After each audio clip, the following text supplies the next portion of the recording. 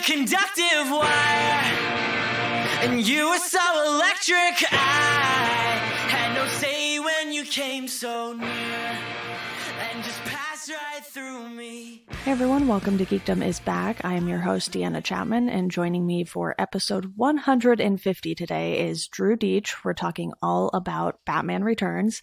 Drew, I know you didn't really know beforehand that this was going to be episode 150.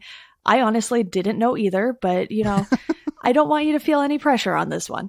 No, I mean, no pressure. In fact, that just makes me more excited to be here to talk about this movie, to make such a landmark. So congratulations on 150 episodes. Thank you. It does not feel like I've done this many of them, but apparently I have. I know that feeling. Yeah, I was thinking about it. I was like, oh my goodness, I have edited so many podcasts when you factor in this one, my music podcast, Misaligned, that I did for just over 100 episodes. I had a short-lived sports podcast that was about 30-something episodes, and Chat Cemetery is coming close to approaching episode 50. So that's a lot of editing, and that's not even counting editing I do for podcasts that aren't my own. Yeah, so it's all just piling up. Living the podcast life. But what we are really here to talk about today is Batman Returns, which is the 1992 Batman film, and it is the sequel to the first Tim Burton Batman movie. So we have quite the cast of characters in this one, and I'll be honest, I haven't watched this too many times. I watched it semi-recently for the first time in full that I was aware of anyway, and then I rewatched it again before recording this, and it was one of those movies I was like, you know what? I can just see the Tim Burton oozing off of the screen with this movie, but it's a fun time. It really is. Yeah, it's interesting. Batman Returns came to be, this is kind of the long story short version of, Batman 89 was an enormous success. At the time of its release, it eventually became the fifth highest grossing film of all time, and the studio wanted more. And Tim Burton didn't really want to come back and do Batman, but he decided to, under the condition that he was like, if I can do whatever I want, if you give me an incredible amount of creative control, I will come back and do this.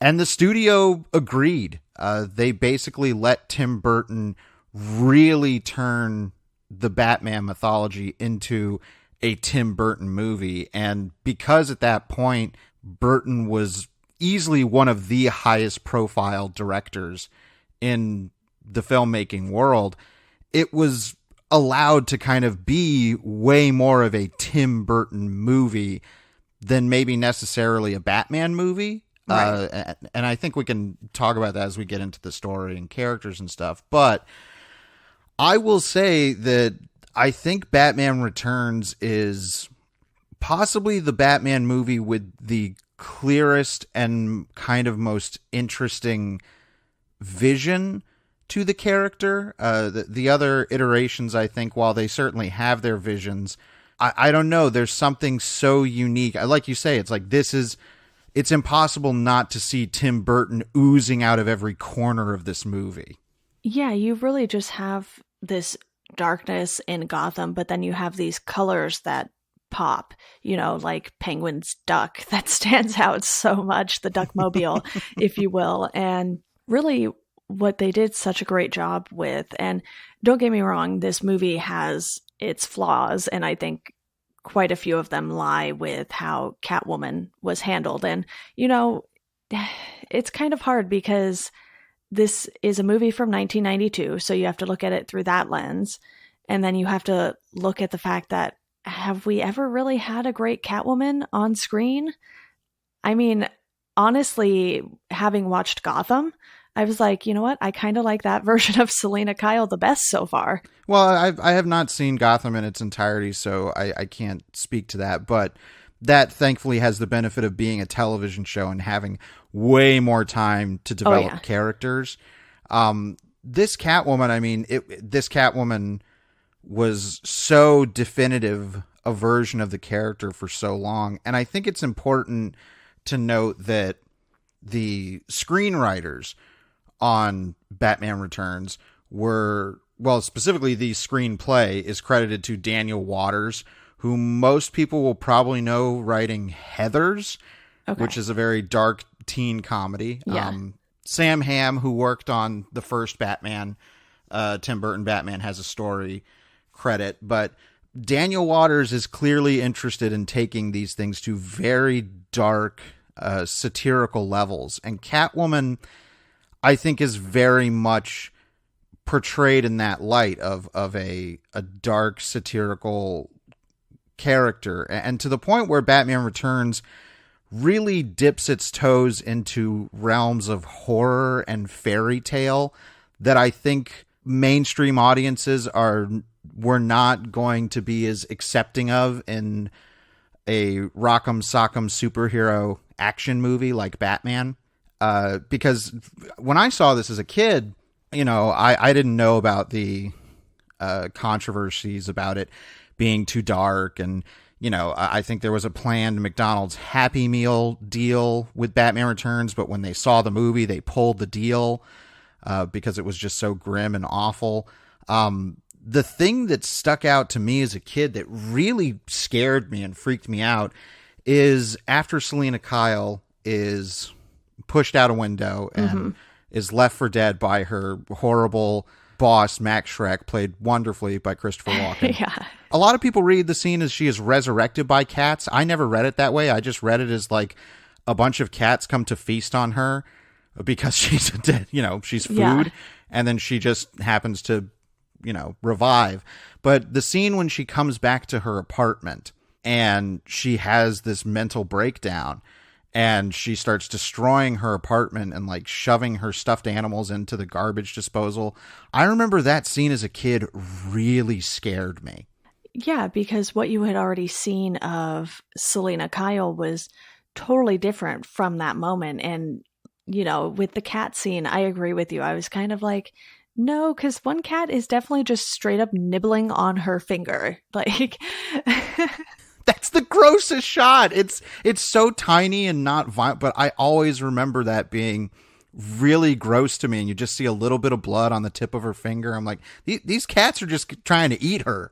yeah, and then she wakes back up. It's kind of like maybe the cats trying to feast on her ended up infecting her, and that's how she ended up with these cat-like abilities. And then we see more of that thief mentality that Selina Kyle has from the comics. And it was one of those things where I was like, okay, I've already seen this, and I was a little higher on it the second time around because I was like, you know what? I'm just going to sit here, look for some of these details like the cat chewing on the finger and see if I like it a little more the second time around. And sometimes movies do take time to grow on you. And with how good this cast is, I was like, wait, why didn't I like this quite as much the first time? And I think a lot of it had to do with the Catwoman storyline because she isn't used to the best of her abilities, especially with Michelle Pfeiffer in the role. We've seen what she can do, and it's funny now that she's in the Marvel universe versus the DC universe. And to me, I was kind of like, okay, you know what? Michael Keaton as Batman, I buy it. Danny DeVito as the Penguin is just too hilarious to not enjoy. And like you said, Christopher Walken was just so fantastic in the role, even if it's a Tim Burton movie and it does go over the top a lot. Well, his clear inspirations, I think, emotionally and visually for the art design of the movie is rooted in German Expressionism, which is, old silent films like The Cabinet of Dr. Caligari. It's all this very exaggerated, sharp edges and architecture. And also, I think, in the performances, I think this movie is so well visually acted that you could turn the dialogue off and still kind of understand what's going on, which I think is a compliment. In regards to Catwoman, it's interesting because instead of taking the comics canon and it just being that she is a cat burglar, a thief, Selina Kyle ends up being used as an interesting anarchic force against consumerism and capitalism. Yeah. Like the whole movie's set around Christmas. And I don't think that's just because Tim Burton likes Christmas imagery and Yeah. snow. I mean, he obviously does, and he's attested to that, but there is this commentary about consumerism and capitalism. Like, the first time she goes out as Catwoman, she goes to one of Max Schreck's department stores and just wrecks it and blows it up. Obviously as an act of vengeance against him, but also as kind of this, I don't know, there is definitely a warped, dark feminism to Catwoman in this, to the point where when she first stops the typical guy mugging a woman in an alley, she has to say, you always think some Batman's going to come and save you. I'm Catwoman, hear me roar, which is a funny line. But I love the image of her in the department store whipping the heads off of female mannequins. Like, I'm like, ooh, that is loaded imagery, and I like it.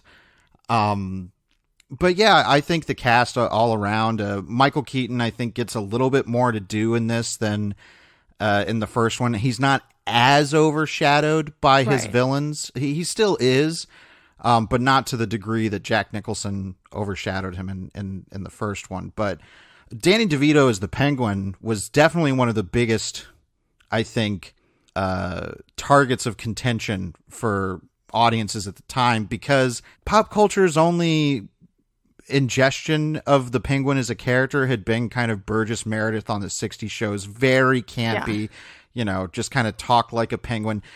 The Penguin in this is a mutated monster of a character who is also given a fairy tale opening of his parents, his super rich parents finding him so horrid that they dump him into the river. And Danny DeVito's performance is just so good in this, that the fact that the Stan Winston makeup that they did, which is phenomenal, that entire getup is great. The fat suit too. Oh, everything. It's a wonderful creature creation. But the fact is, Danny DeVito never gets lost in the makeup. His performance is never hindered by the makeup or the suit or anything. He actually uses it in really fun ways to enhance his performance. I think it's wonderful. As much as this movie, I think, gets railed on for, by the end of it, the Penguin is bleeding black-green goo out of his nose and, has all of this horrible stuff going on. I think it's a pretty enjoyable character. Oh, absolutely. And I think for me, one of the most cringy moments, I guess you could say, came when Catwoman paid Penguin a visit. And he was just like making so many advances on her. I was like, really? You think this is what she's here for? There's a really, it's funny because the entire plot with the Penguin involves him eventually getting wrapped up into politics and wanting to become mayor because he's being manipulated by Max Schreck, because the current mayor isn't on the side of Max Schreck putting his new power plant into Gotham. And Schreck feels like, hey, here's this figure that I can manipulate for public opinion and turn into mayor to get what I want. And one of the big kind of influences that Schreck gives to the Penguin is that he will have access to lots of beautiful women. That's not the way he puts it, but I'm not going to repeat that particular line. But yes, the Penguin, that entire sequence where he first meets Catwoman is, just dripping with a bunch of sexual jokes and stuff like that. I do like that Catwoman is clearly, obviously, not here for that. Right. She asserts herself, and I love the scene of her putting the bird in her mouth. Yeah, which is just so gross. And I think, I don't know for sure, but I think the scene where she opens her mouth and it comes out, I think Michelle Pfeiffer did that. Honestly, that probably wouldn't surprise me, just because it felt like this movie was pretty rooted in practical effects. And I think it's just because of the time period. Obviously, you have some things that couldn't have been quite as practical, but you have tons of explosions and things like that. And I think the way the story was written for this one, you have a lot of opportunities for things like that, just because of how many of the Penguin's goons are sort of like circus freaks, quote unquote, there. And Right. they are doing gymnastics. You know, you have Michelle Pfeiffer or her stunt double just sort of flipping around everywhere and, you know, doing cartwheels and back handsprings and all sorts of gymnastic moves. And you have a lot of other characters doing those things too. So they probably got a bunch of extras who were capable of doing all of that. And it just made it so wacky and entertaining at the same time. And, you know, story-wise, I really like what they did with the villains here, because you have these two villains who have very different motives, but ultimately both want to get rid of Batman. And so you have them team up, and you also have Max Schreck, who is sort of the mastermind behind everything, even though he tries to get rid of Selina Kyle multiple times throughout this. You know, he fires her, pushes her out a window, and nothing works. He even shoots her multiple times, and she's still not dead. And I think the way that Tim Burton was able to bring this all together worked really well for the tone they were going for with this story. Yeah, I like that. This is always, I think, a challenge that writers have to tackle when dealing with superhero movies that have multiple villains, is how do you make these villains align properly to antagonize the hero? And for the most part, in the majority of the movie, Catwoman and the Penguin are working independently. They get together for a plan to stop Batman because Batman has been fouling up their plans, but they're mostly independent. And, you know, even after their plan succeeds, they have a falling out. But the real villain of the movie is Max Schreck. The Penguin and the Catwoman are both painted fairly sympathetic. I mean, Catwoman is wholly sympathetic. I don't think the movie ever really passes any big negative judgment on her. Right. The Penguin has the darker thrust of the story, in that his grand plan is to eventually get revenge for his own discarding as a kid by kidnapping the firstborn children of Gotham and drowning them. Incredibly dark, but even the ending of the movie, you know, the beginning of the movie sets up sympathy for the Penguin, and the ending of the movie treats his death very sympathetically. But Max Schreck is an outright bad guy. There is no sympathy given to him. He is, you know, when he pushes Selina Kyle out a window and thinks he kills her because she discovered the secret behind his new power plant, and she shows up again, he's talking to his son, and he says, you know, if she tries anything else, I'll have to push her out of a higher window. Yeah. It's like, yeah, this guy is cold-hearted, and literally there's nothing to like about him. And Walken is just having a blast playing that kind of no-nonsense, cutthroat corporate evil. But yeah, I think the story is handled fairly well. I think the better elements of the story have to do with Batman's relation to Catwoman and the Penguin individually, because he finds similarities in himself between them. Burton talked about during conceptualizing this movie that he was like, I have three main characters that all of their symbols are totemic animals: a bat, a cat, and a penguin. And he was like, what do I want to play off of that totemic idea in relation to each other? And I think Batman sees eventually, you know, in Catwoman, someone who is leading a very similar dark, even psychosexual lifestyle that he is engaging in his nightly outings. In Penguin, he sees somebody that, you know, especially early on, he sees someone like, hey, you know, that could have been me. He came from a rich upbringing and he wants to know who his parents are. I understand that. I kind of have some baggage with my parents. So I like the way the story is able to play the relationship off the characters, and then, of course, discover certain things. Probably my favorite character scene is Bruce and Selina as they're starting to develop a relationship.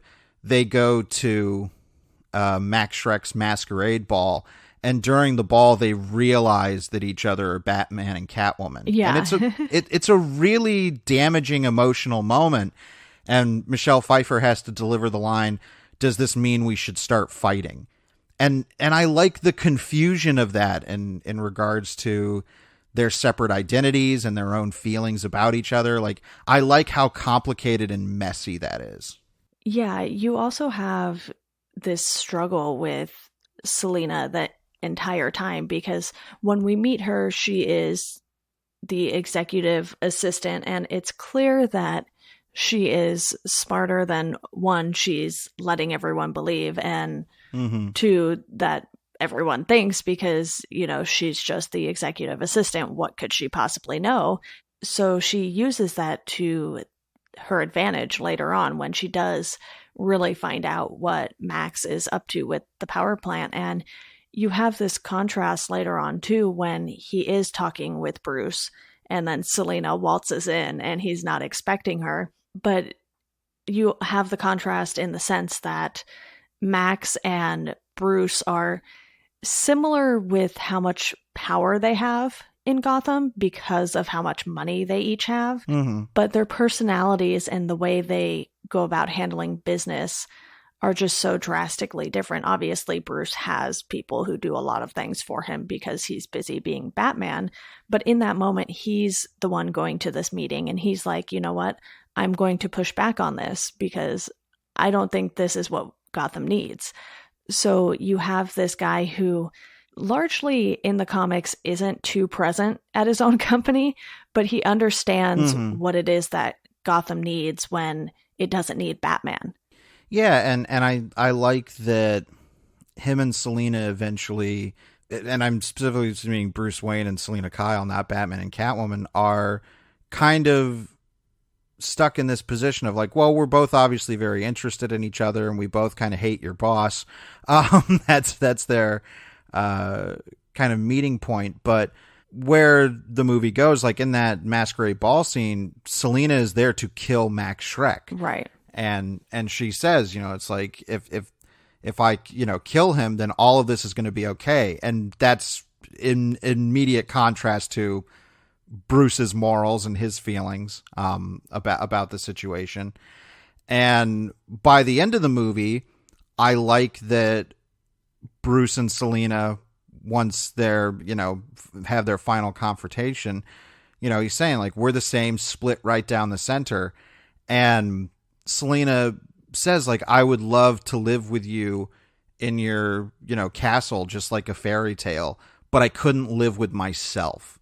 Like, there is this fierce independence that she gains after her attempted murder to a point that maybe it is so extreme that it becomes self-destructive, but she is not going to bend or cower in the presence of any male figure ever again.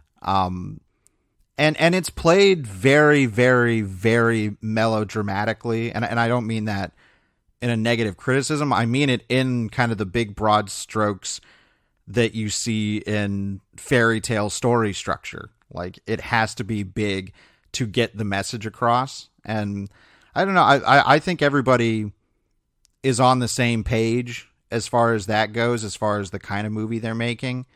But one thing I always find myself having to defend about this movie are people that say it was too dark. Obviously, that was the consensus. The movie they made after this, Batman Forever, went a very different direction. And yes, to say the least. Yes. I mean, they clearly were like, we can't make anything too dark. And then we got that, and then people seem to want to go back to a darker, grounded, gritty Batman with the Nolan films. And I'm always a little taken aback by the, it's too dark and gloomy argument with Batman Returns. I'm like, yeah, it is, but it's also a movie whose one of its climactic sequences involves an army of penguins invading Gotham City with rockets on their backs. Yeah. Like, It's one of those things where, personally, I like the dark movies, and I feel like that's something that is pretty inherent with most Batman stories in general, because you have this character dressing up as a bat, which is already a dark suit to begin with. At least the current versions of it are much darker than the original. And just his whole backstory, and even in this, Penguin's backstory, Catwoman's backstory, these aren't happy endings for these characters, and I think they all go into it knowing that maybe the Penguin gets his hopes up that he's going to have this happy ending, but Batman is able to thwart that, and Christopher Walken sort of just walks away from Penguin as this is happening. He walks off the stage, just straight up leaves him there by himself. And in that moment, you're kind of like, okay, we already knew that Max Schreck was a horrible guy. And when you break this story down, it's actually a pretty simple story that revolves a lot around greed. When Penguin is told what he could have, he gets greedy and just wants everything that Max told him he could have. And then when it doesn't go his way, he tries to get back at everyone, and he has this whole underground army, literally the entire movie. I don't know how he gets so many of them, because Batman takes out a lot of them. You would think they would be down for the count for at least a little bit. Yeah, I mean, they have the nice backing of the Penguin kind of grew up with a circus gang, and so he just has this giant gang of circus people at his disposal. But I like your point about the movie being about greed, because I think that's even reflected in Batman and Catwoman, but their greed is not material, right, as it might be for Penguin and Shrek.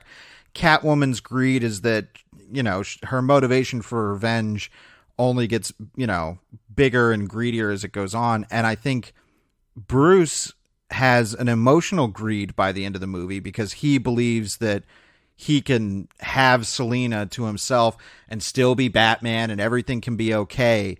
And it's like, no, that's the life that you guys have chosen is not going to allow for that. And to assume that it is being emotionally greedy. Which is funny, given that Bruce mentions Vicky, if I'm not mistaken, and how that whole relationship didn't work out. And it's like, okay. Yeah, they kind of treat it in a passing line of dialogue about, I'm not the one who let Vicky Vale into the Batcave to Alfred, yeah.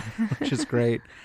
But yeah, I find that the movie is more richly thematic, and that a lot of that those thematic elements are showcased visually. I like that a lot, because I think that's something superhero cinema has kind of gotten away from, as superhero cinema has focused more and more on direct character relations.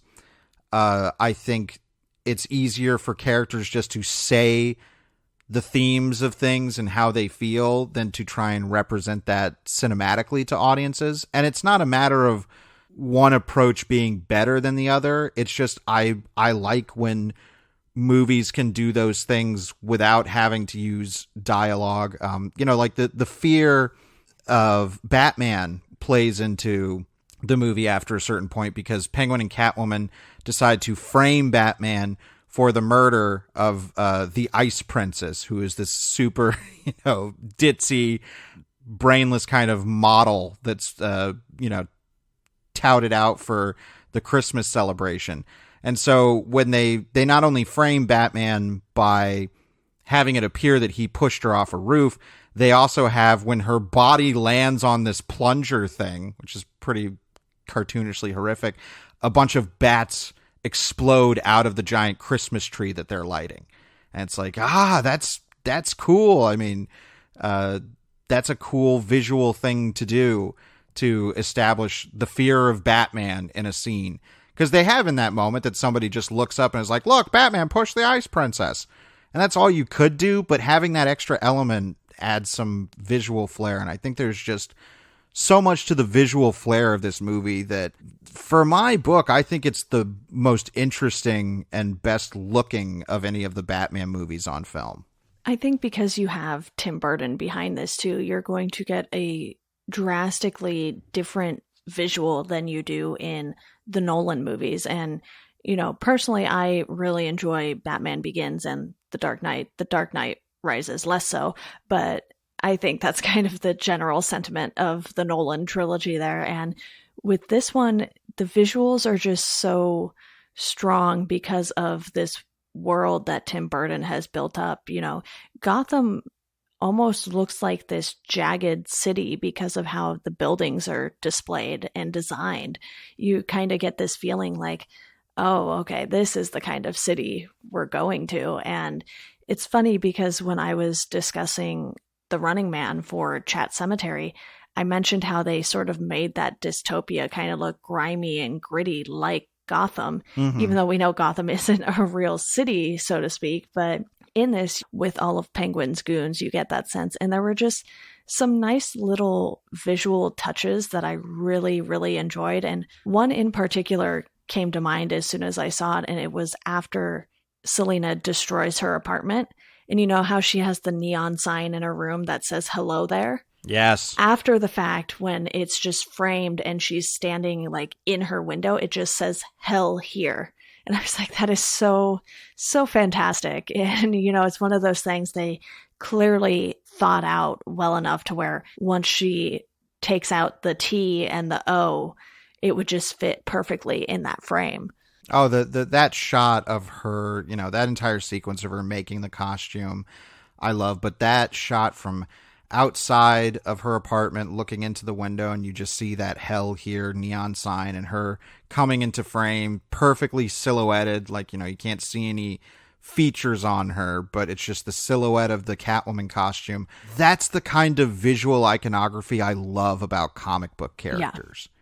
And especially in film, and that I think that has diminished somewhat in modern cinematic versions of these characters is that you can cut a silhouette with some of these characters and create a mood even before they say anything.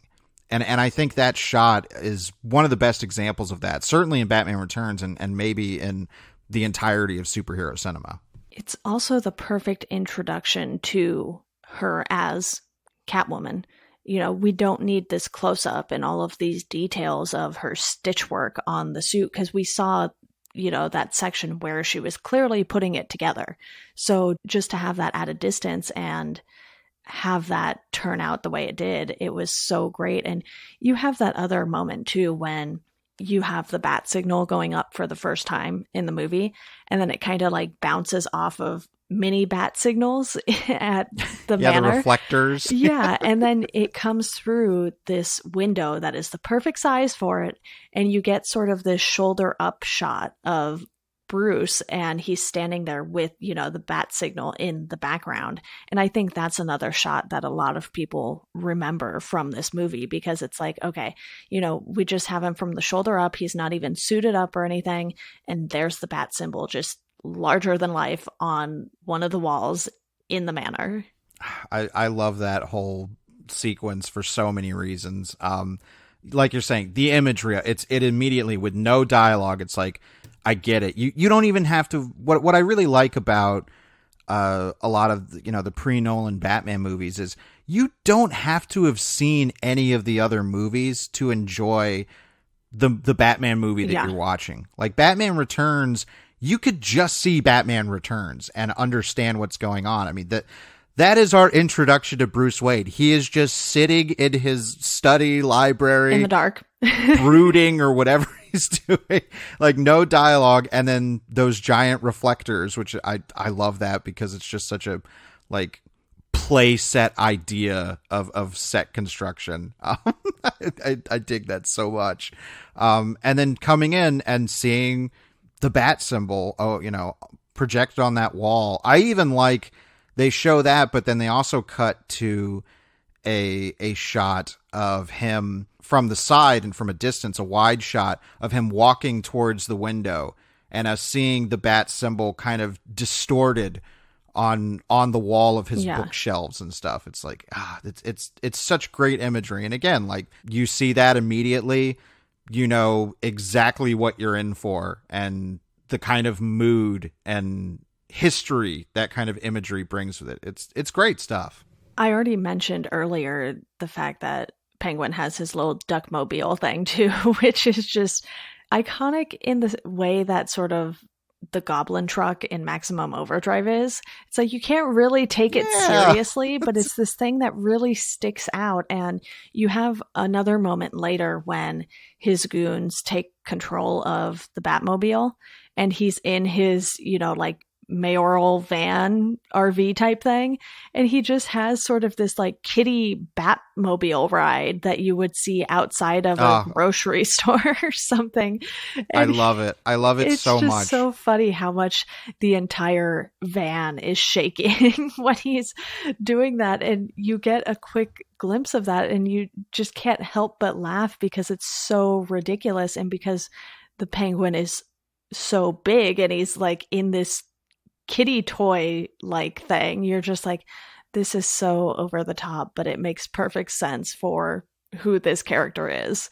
Yeah, I mean, even them adapting certain elements from the comics and the television show that people are familiar with, like, oh, the Penguin has trick umbrellas. So his trick umbrella scene that we see him where he's like, oh, he's got one with a blade in it and another one with a flamethrower. And then he has one that, has this big spiral, and we hear this theremin hypnotizing music. And Max Shrek is like, what is that supposed to do? Hypnotize me? And Penguin's like, nah, just give you a splitting headache. and then pretends to shoot him, and he's like, it's just blanks. And then later when he's going to have his, as he calls it, Pied Penguin routine, he has the umbrella that's kind of like a crib mobile with all the different like little toys dangling on it. And he's like, I'll do my Pied Penguin routine and lead the kids into this horrible toxic waste river to drown. But then later when he's trying to fight Batman, he goes to grab an umbrella and he picks that Pied Penguin one. He's like, I picked the cute one. So it's funny and it's bizarre and dark in so many ways. But that's why whenever their go-to criticism about this being too dark and too awful, I'm like, it's actually, I think it is dark, but it's not joyless, and it's not like so straight-faced and serious as not to understand how to have fun with itself. I think, and Danny and I talked about this, talking about The Dark Knight Rises on our show Third Time's the Charm. We talked about that by the time you got to that entry in the Nolan series, there were inescapably silly things about Batman that you just couldn't avoid. And they contrasted with that take on him as something so grounded and serious. Whereas Batman Returns is a movie that kind of knows how to play both ends of the spectrum, being super dark and grim, but also accepting the inherent silliness of a concept like Batman and his different villains. Right. And I think Batman Returns really pulls that off, and I don't think it gets enough credit for pulling that off as successfully as it does. Yeah, another thing too is that these Tim Burton Batman movies really began this new era for the character. I don't think the Nolan movies would exist in the way they do without having these films come before it, because going from Batman 66 to this, it is a drastic change, and it's campy in a sense because a lot of the things that happen in here are pretty over the top. The set pieces are amazingly done for that though, but it's not as campy as Batman 66, because back in 66 you couldn't get away with the stuff that you can get away with in the 90s or late 80s, or even now, especially now. And you've been able to see this character evolve over the years, and it's like everyone has their Batman. And I think that's something that's really great. And it also helps with keeping the legacy of all these different Batman movies alive, because there are people who grew up with Batman 66 and Adam West is just their Batman. There were even Batman movies in the 40s, if I'm not mistaken. I don't know anything about those because...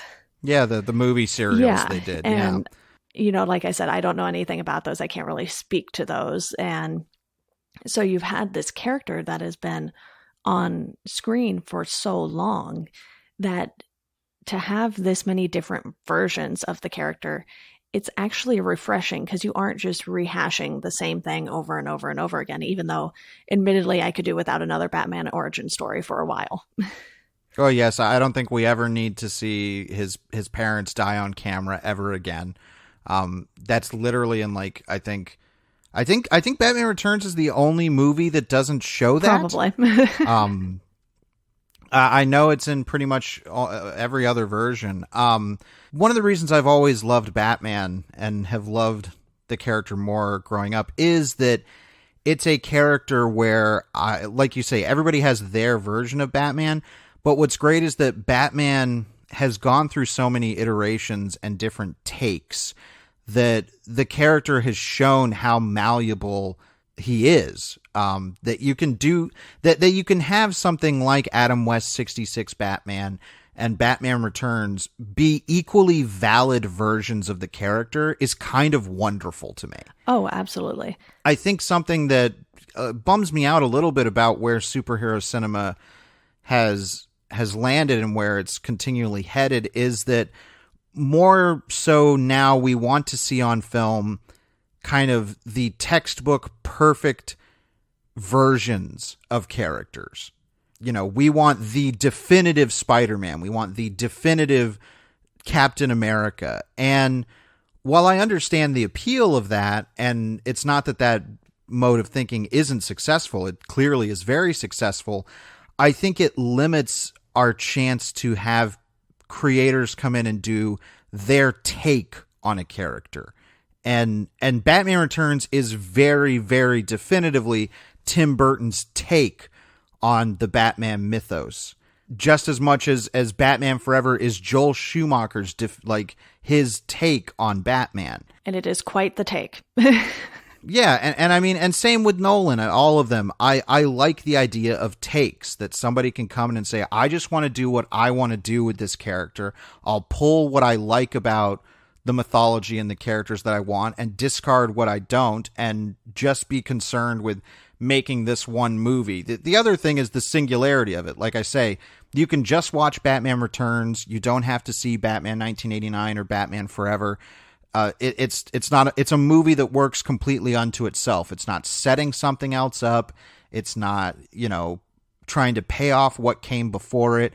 It works on its own. And more we're seeing, that people want that continuity and that interconnectivity in superhero cinema. And then that if you're going to have that, I think it means that then the entirety of superhero cinema has to align to very specific visions, and it's harder for characters to do things that might color outside the lines of that particular vision. And that's why I think Batman Returns still maintains kind of a contested spot in the legacy of Batman on film, is because it colors very far outside of the lines of what people might think of when they think of a Batman movie.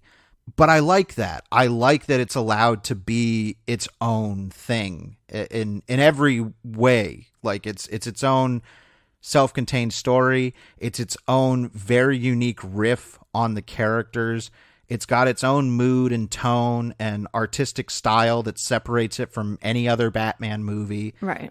I really, the older I get and the more superhero cinema has become mainstreamed and cemented itself as such a big part of event cinema, I find more and more that I want superhero movies that feel very singular and feel very much like this is one person's very clear vision of a character. Right. And that's what Batman Returns is. The only real reason it's even considered a sequel is simply because Michael Keaton returned as Batman. The two don't really have anything to do with one another, and I'm in total agreement with you.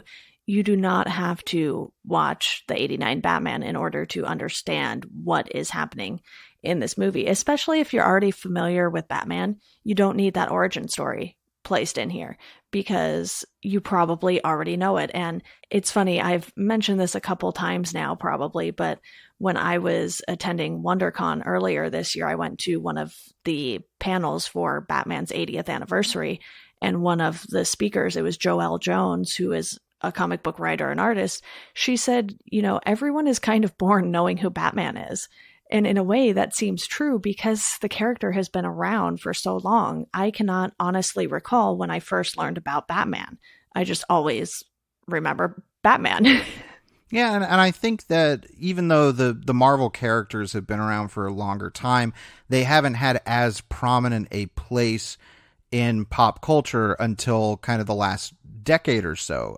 Batman and Superman came around, in the 30s. And they've had a longer time to just ingrain themselves into popular consciousness to where, Batman and Superman's origins are basically kind of American, biblical mythology at this point. Yeah. Where you just kind of know it. And I agree. It's like, yeah, we never need to see Krypton exploding and baby Clark Kent landing on the Kent farm, baby Kal-El, I'm sorry. Landing on the Kent farm. We don't need to see Batman's parents walking into the alley of that movie theater and getting shot and the pearls dropping down on the ground. It's become so ingrained in our pop culture consensus that I think that it's common knowledge. Yeah, it's just nice to see a Batman movie that doesn't have it hanging over its head. Like, it's not a movie that is, kind of dwelling on that origin story. It informs the character. Like I said, when Bruce first sees the Penguin having his press conference on TV about trying to find out who his parents are, him saying, like, I hope he finds his parents. I'm like, I understand the weight of that feeling from Bruce intrinsically. Yeah, plus we have the fact that more Batman movies are still being made. So it's one of those things where when I watched Gotham, I was a little more forgiving of the origin story because this is Bruce Wayne as he's growing up, and it's not him as Batman necessarily. So that was taking a different approach to the origin story, because what we've seen in the movies is the alley scene, Bruce goes away, and then he comes back and he's Batman. And that's sort of the gist of the origin story almost every time we see it. I wouldn't say it's exactly like that every single time, because Batman Begins does give you a little more meat to that story. But you have this thing that has become common knowledge to anyone who pays attention to pop culture in the slightest. I know people who do not care for superhero movies at all, but they know who these characters are. They know who Batman is. They kind of know why he's Batman, and it doesn't matter that they don't pay attention, they don't watch the movies. They still know this fact about this fictional character. And Batman has such a long legacy that even within each of these iterations of the character, those versions build up their own legacies. And I think Tim Burton's Batman has definitely done that because, like I said, this movie came out in 1992. So this movie and I were born in the same year pretty much, and we're still talking about it today. Yeah, and one contributor that we didn't mention that I do think is so important to the legacy of Tim Burton's take on Batman, and I think is even better utilized in Batman Returns, is composer Danny Elfman. Yes. The Batman March from the 1989 film was, and still is, considered the Batman theme. Right. Like the piece of music that has defined the character for, now 30 years. And of course that returns in Batman Returns, but Elfman's also given a chance to create themes for the Penguin and Catwoman. I think they're both really good. Catwoman's theme is one of my favorite pieces of Danny Elfman's entire filmography music. It's so beautifully tragic and kind of creepy. The Penguin's is appropriately kind of squat and very heavy on brass and everything. But I think the music in Batman Returns gets to be more lyrical. You'll hear a lot of that stereotypical Danny Elfman choral stuff in Batman Returns. But I think it's beautiful. And I do think that Tim Burton's take on Batman, more so I think even in Batman Returns than the first one, has been a defining take on the character, has been one that exists in its own world. And I think Batman Returns, like for me, Batman Returns is the Tim Burton Batman movie I'm way more drawn to and revisit more. That's not to say Batman 1989 is a bad movie by any means, but Batman Returns is the one that interests me more, from the filmmaking decisions to the art direction to the story. I think it's just got a lot more going on there.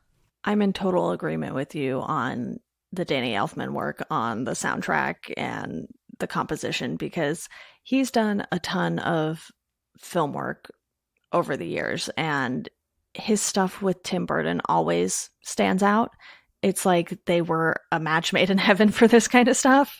Oh, I mean, it's clear from the number of times they've collaborated that they're on the same wavelength. Which is fantastic for those of us who get to experience this all the time just by watching and rewatching these movies. And, you know, I think we've covered quite a bit here, but before we wrap things up, I do want to just quickly talk about our ratings for this movie, because I had mentioned in particular that I changed mine after watching this a second time. The first time, I gave it a 3 out of 5. I don't know if that was because I was really hung up on sort of their treatment of women in the movie, and giving it another watch, I was like, okay, you know, they did have some great ideas here with Catwoman. They did have, like I mentioned, that cringy scene with Penguin, and you see where it's coming from, but it's still one of those things that makes you uncomfortable to watch. So I did end up bumping my rating up to a 4 out of 5 after watching it this time, because I was like,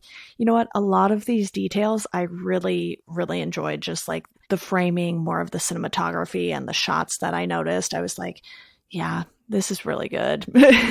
Yeah, as far as ratings go, I'm sure on Letterboxd, if I have this rated, I have it as a 5 out of 5 because I think you do. I've written a piece in the past that described this as the best live action Batman film. My favorite Batman film of anything is Batman: Mask of the Phantasm.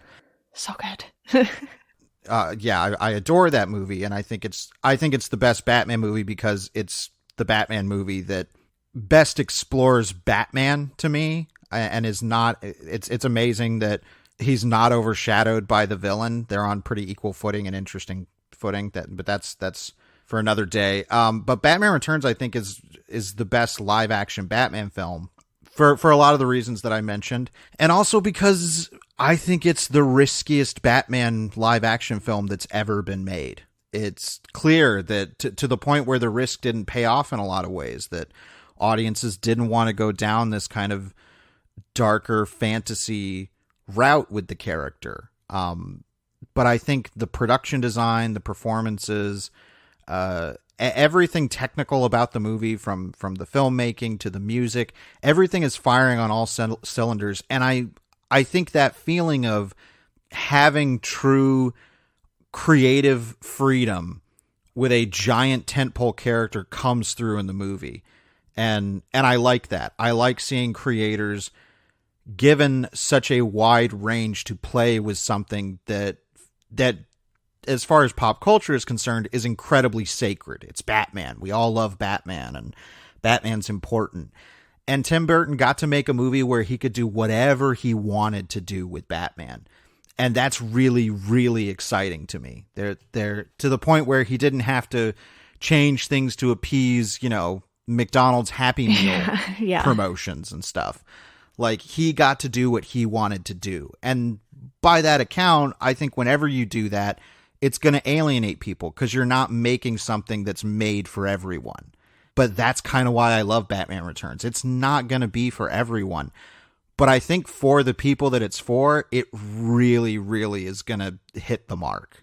Oh, totally. And I think, you mentioned how this acts as a standalone movie. I think DC is leaning more towards that, even if the characters will continue in their roles and things will be sequels, because you have the fact that they did Justice League, they did Batman versus Superman, and it seemed like they were trying to make this continuous universe in the same way that Marvel did. But, while what Marvel is doing is amazing for totally different reasons, I think DC can go back to something like what they had in the late 80s and 90s with Batman, because you have Jason Momoa as Aquaman in Justice League, but then when they went and did the Aquaman movie, it didn't really have anything to do with Justice League, which I think was the right move. And you have a movie that was pretty delightful at times in Shazam. So you have these characters that you can use, and Matt Reeves is working on the Batman. Who knows if that ends up being a trilogy, but even if it is a trilogy, I think you can still go back to this time when they didn't feel the need to have everything tied together. And that really feels like the smart move for DC based on what characters they've been deciding to work with. Yeah, I think the best thing for DC to do is to deliver things that Marvel, or more specifically the Marvel Cinematic Universe movies, can't do. Right. They can't make a movie, and I have incredibly mixed feelings about whatever it's going to be, but like the upcoming Todd Phillips Joker movie. Yeah. That is something that Marvel will never, under their Disney umbrella, will never do. It will never be a one-off. There is no intention for any kind of sequels. It is a self-contained one-time story that has nothing to do with continuity, that isn't directly based on any kind of established canon. I want that. I like that in my superhero cinema. And even the more mainstream DC stuff like Wonder Woman and Aquaman and Shazam, I think it's been very clear that, okay, audiences will come to the interconnectivity of the Marvel Cinematic Universe because they figured out a way to basically make every movie under that umbrella feel like a sequel to the last one. Right. So it's not it's like the Spider-Man Far From Home movie that just came out. It's like, well, yes, that's Spider-Man 2, but really it's a follow-up to Avengers Endgame for a lot of people. Yeah. And that is incredible that they've been able to pull that off. But I think DC is better off going in the opposite direction of, we have another Wonder Woman movie coming out next year, Wonder Woman 1984. And that, as far as I can tell, is not going to have anything to do with anything but Wonder Woman. Maybe there will be some cute nods here and there about interconnectivity, but otherwise it just has to worry about being the best Wonder Woman 1984 it can be, and being distinct in that. And I like that about specifically the DC canon of characters and superhero cinemas. Like, just do the one thing really, really well and do your version of it.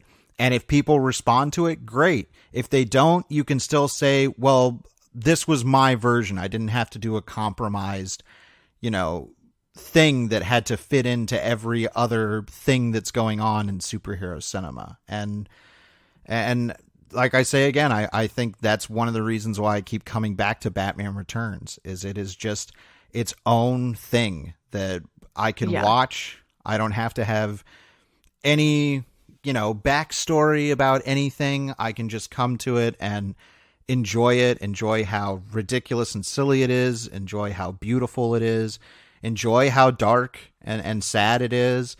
And then I can be done. I can walk away and not have to think about anything else regarding that movie other than that movie. It has all of the context that you need to understand that particular story. And I'm not saying that DC should, never make another Justice League movie, but I don't think a Justice League movie needs to work in the same way that the Avengers movies do. You can just have these characters off doing their own thing, and then you bring them together for a Justice League movie that introduces this, massive worldwide threat or something like that.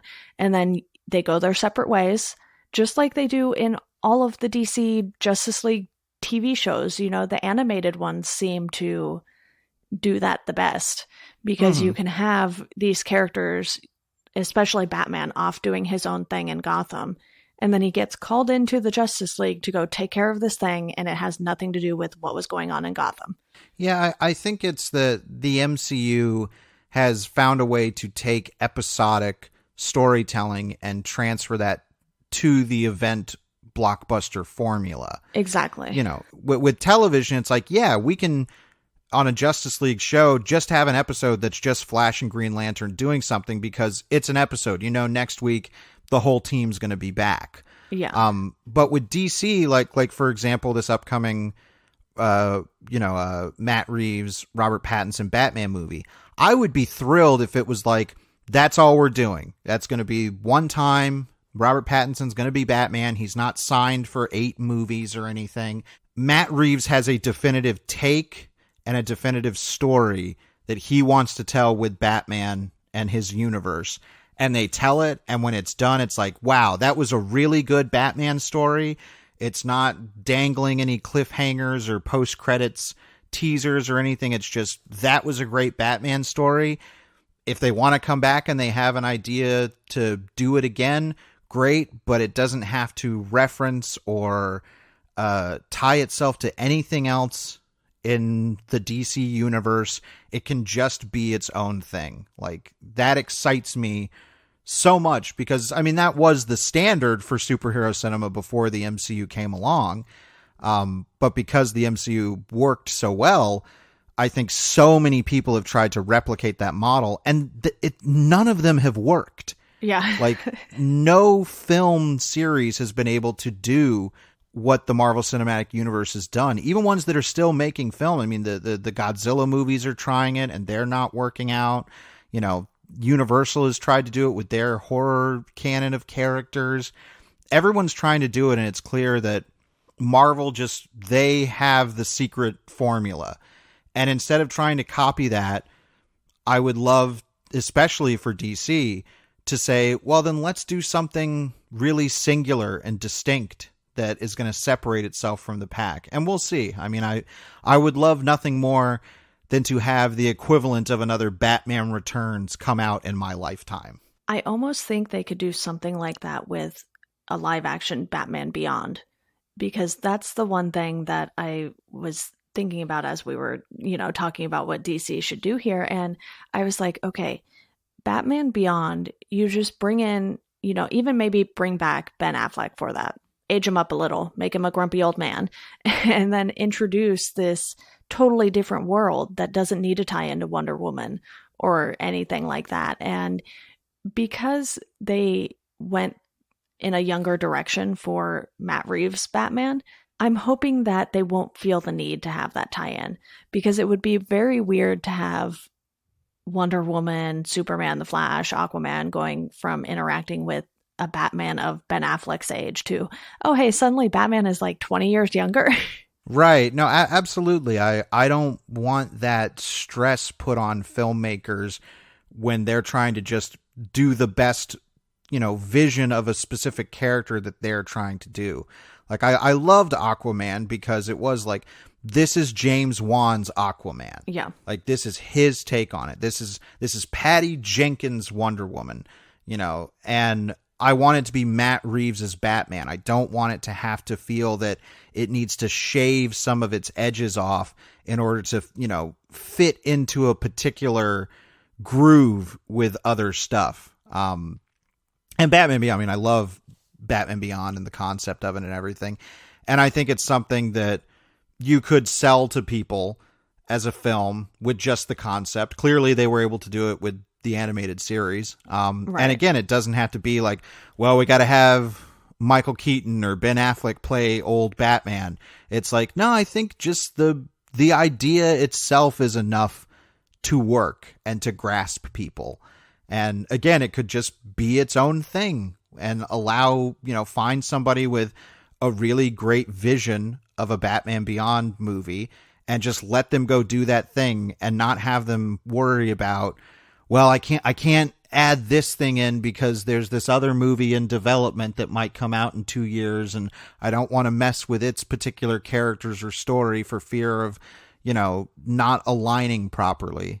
Although, now that you mentioned Michael Keaton in that role, I kind of want to see that, because it would almost be like the nod that Spider-Man had by bringing J.K. Simmons back. Sure. Yeah. I don't get me wrong. If they cast Michael Keaton, I would be there day one. It's like, oh, that's really fun. It doesn't have to. It's just not necessary. Well, it just doesn't have to mean that this is that version of Batman. It doesn't Right. mean like, oh, well, then we're just acknowledging, you know, Tim Burton's Batman movies and that's in this world. It's like, no, that's just a really, it's a meta nod basically to the audience of like, you know, this is somebody who played Batman in the past.